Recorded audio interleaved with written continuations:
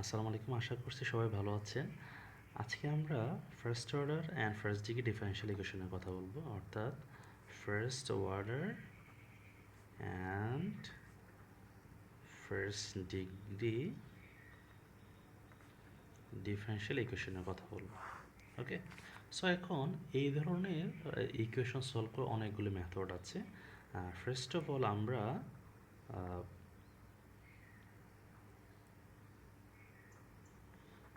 Variable separation method কথা বলবো, অর্থাৎ separation of variable, separation of variables.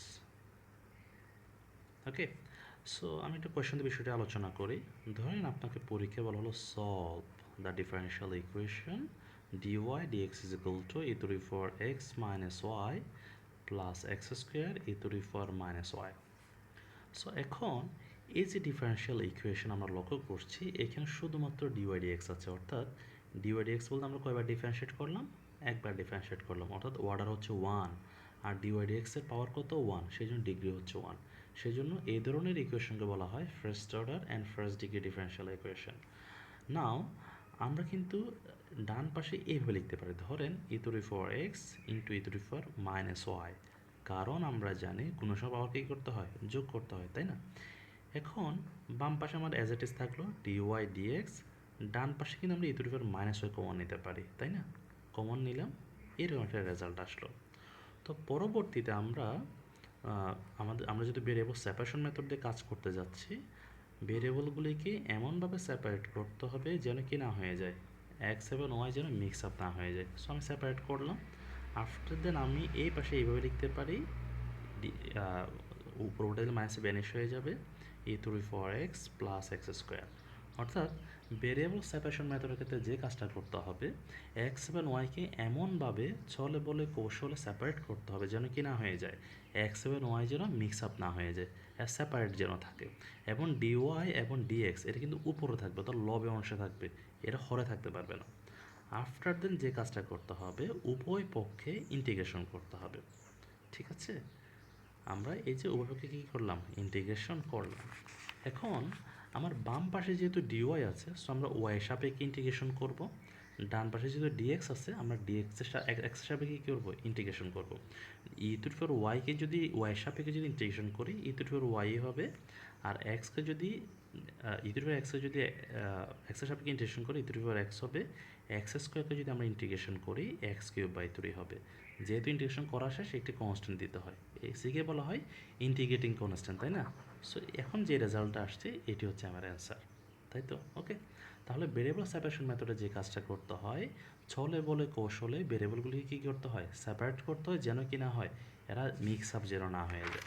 এখন আমি অন্য একটা কোয়েশ্চন যদি দিই, ঠিক সেম ভেরিয়েবল সেপারেশন মেথডের ক্ষেত্রে, ধরুন আপনাকে পরীক্ষায় বলা হলো solve the differential equation which is first order and first degree, ধরেন এইরকম দিয়ে দিল e to the power x plus y, এইখানে দিল আপনার ধরেন x square into e to the power y, এরকম হইতে পারে না?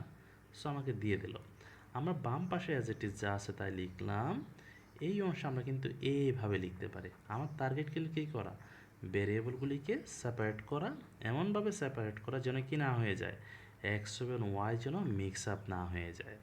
সো আমরা কিন্তু এইভাবে লিখতে পারি, তাই না? এখন ওকে, তো আমরা এভাবে লিখতে পারি d y divide by e to the four y equal to e to the four x plus x square into dx, আমরা কিন্তু এইভাবে লিখতে পারি। ওকে, পরবর্তীতে e to the power minus y d y equal to e to the four x plus x square dx, আমরা কিন্তু এইভাবে লিখতে পারি। এখন যেহেতু আমি কী করলাম, ভেরিয়েবল সেপারেট করে ফেলছি, মনে রাখতে হবে ভেরিয়েবল সেপারেশন মেথড যখন আমরা কাজ করব, দুইটা কাজ করতে হবে। প্রথম কাজ হচ্ছে ভেরিয়েবলকে সেপারেট করা, আফটার দেন হচ্ছে ইন্টিগ্রেশন করা। ঠিক আছে, এখন আমি এই পাশে ইন্টিগ্রেশন করে দিব, বাম পাশে, হ্যাঁ, বাম পাশে ওয়াই সাপেক্ষে করব, আর ডান পাশে হচ্ছে এক্সের সাপেক্ষে করব।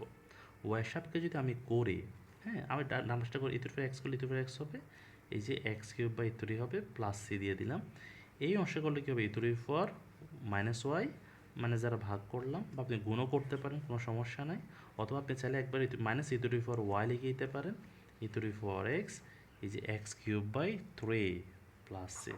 তো যেরকম আসবে এতটুকু হচ্ছে অ্যান্সার। আপনাকে তো বলে না যে প্রমাণ করো যে হ্যাঁ এরকম কিছু একটা প্রমাণ করা, তাই না? সো এতটা হচ্ছে আমার অ্যান্সার। ঠিক আছে, সো আমি নতুন একটা কোয়েশ্চনে যাচ্ছি। ওকে, এখন আরেকটা কোয়েশ্চেন আমি দিলাম, ধরুন আপনাকে বলা হচ্ছে solve this differential equation. So আমরা লক্ষ্য করছি এই যে ডিফারেনশিয়াল ইকুয়েশন, এখানে শুধুমাত্র ডিওয়াই ডিএক্স আছে।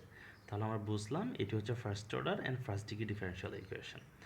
এখন আমাদের টার্গেট কী করা? ভেরিয়েবল সেপারেট করা, অর্থাৎ যেহেতু আমরা ভেরিয়েবল সেপারেশন মেথডে কাজ করতে যাচ্ছি, সো এই অংশে আমি জাস্ট সিম্পলি বাম পাশে জাস্ট এজ ইট ইজ রাখলাম, এই পাশে এ ওয়াই স্কোয়ার লিখে যায় প্লাস এ এই যে ডিওয়াই ডিএক্স লিখে যায়, তাই না? সো আমরা লিখলাম, লেখার পরে হ্যাঁ আমি একটু ডিওয়াই ডিএক্সগুলোকে এক পাশে নিয়ে যাই, অপর বিষয়গুলো অন্য পাশে নিয়ে আসি। ধরুন y minus a y square is equal to a dy dx plus x dy dx. অর্থাৎ আমি এই অংশটাকে পাশে পাঠালাম, এই অংশটাকে এই পাশে নিয়ে আসলাম, আর কিচ্ছু করে নেই, তাই না?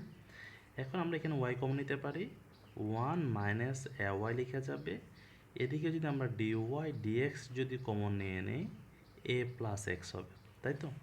এখন আমাদেরকে এমনভাবে কী করতে হবে, ভেরিয়েবল সেপারেট করতে হবে যেন কি হয়, যেন হচ্ছে এক্স এবং ওয়াই যেন মিক্স আপ না হয়ে যায়।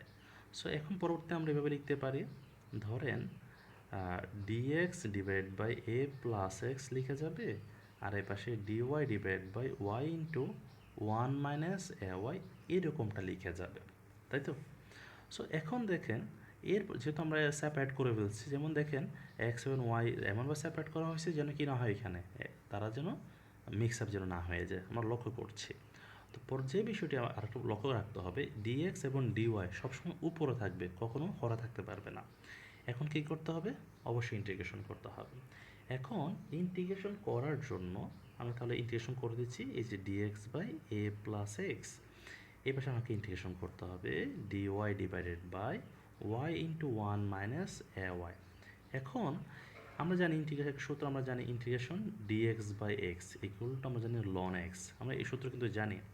যদি কি হয় ডিএক্স বাই যদি এ প্লাস এক্স হয়, তাহলে কী হবে, ln of a plus x হবে, ঠিক আছে? এখন এই অংশ আমি কি লিখতে পারি, লন অফ এই যে এ প্লাস এক্স আমরা লিখতে পারি। যেহেতু এখানে দুইটা টার্ম মাল্টিপল আকারে আছে, তাহলে আমাকে আংশিক ভগ্নাংশে কনভার্ট করতে হবে। ধরুন আমি একটু ডিটেল লিখি, ধরুন one by y one minus a y, ঠিক আছে, ইন্টু ডিওয়াই। ওকে, একটু মনোযোগ দিতে হবে এই অংশে। তারপর দেখি আমরা ইন্টিগ্রেশন চিহ্ন আছে, এখানে দুইটা ফ্যাক্টর আছে, একটা ওয়াই আর একটি হচ্ছে ওয়ান মাইনাস এ ওয়াই, ঠিক আছে? আমরা আংশিক ভগ্নাংশে কনভার্ট করতে যাব। আমরা এখানে এ লিখি, এখানে বি লিখি। সো এখন এ এবং বি এর মান নির্ণয় করার একটা শর্টকাট মেথড আছে, যাকে বলা হয় কভার অফ রুল, যাকে বলা হয় কভার অফ রুল। হ্যাঁ, সেটা একটু আলোচনা করি। খুবই সিম্পল। ধরেন আমি এর মান নির্ণয় করতে যাব, ঠিক আছে? এখন এর নিচে হর কত আছে, ওয়াই আছে, সেই মানটাকে মনে মনে জিরো ধরে নিতে হবে যদি আমি এর মান বের করতে চাই, ঠিক আছে? সেই মানটাকে আপনি এর মান যদি বের করতে চান, এর নিচে যা আছে তাকে জিরো ধরতে হবে, জিরো ধরলে ওয়াইয়ের মান জিরো। এখন আমার তাহলে এর মান সমান সমান কত হবে, আপনি মেন যে ভগ্নাংশটা ছিল সেটি আমার দেখেন y one by y minus one minus a y, আপনি যাকে জিরো ধরছেন তাকে বাদ দিয়ে দেন, আর যেই অংশটুকু আছে সেখানে এই মানটা বসায় দেন, বসাই দিলে one minus zero this is one, তাহলে এর মান আমার আসছে ওয়ান, ঠিক আছে? সো বি এর মান যদি নির্ণয় করতে চাই, অবশ্যই সবাই বুঝে ফেলছেন আমার হরটাকে জিরো ধরতে হবে, তাই না? হরটাকে জিরো ধরলে কি আসবে, one minus a y equal to zero, that's it, y equal to one by a. সুতরাং বি সমান কত হবে, আপনি ওই যে মেইন ভগ্নাংশ যেটি আছে সেটা আবার লিখেন, one by y one minus a y, আপনি যাকে জিরো ধরেছিলেন তাকে বাদ দিয়ে দেন, বাকি অংশের জায়গায় মানটা বসাই দেন, তাহলে one by a, that's it a. তাহলে আমরা বি এর মান পেলাম এ, তাই না? তাহলে আমরা এখানে লিখতে পারি one integration one by y plus a divide by one minus a y, ঠিক আছে? এখন ওয়ান বাই ওয়াইকে যদি ইন্টিগ্রেশন করি, রেজাল্টটা কি আসবে, ln of y plus a হচ্ছে কনস্ট্যান্ট, আর ওয়ান বাই সামথিং এটা করলে কী হবে, ln of one minus a y plus c, y সব যেহেতু মাইনাসে দ্বারা ভাগ করতে হবে, এ কাটাকাটি চলে যাবে, এই পাশে আমার ln of a plus x. So এতটুকু হচ্ছে আমার অ্যান্সার। আশা করি সবাই বুঝতে পারছেন। ঠিক আছে? ওকে ওকে এবং পাশাপাশি আপনারা এই কয়েকটা মেথড একটু বাসায় ট্রাই করবেন, কেমন? এই ছিল হচ্ছে ভেরিয়েবল সেপারেশন মেথড বা সেপারেশন অফ ভেরিয়েবলস। ওকে, আমি পরবর্তী ভিডিওতে আপনাদের অন্য একটা মেথড নিয়ে আলোচনা করব। Thank you.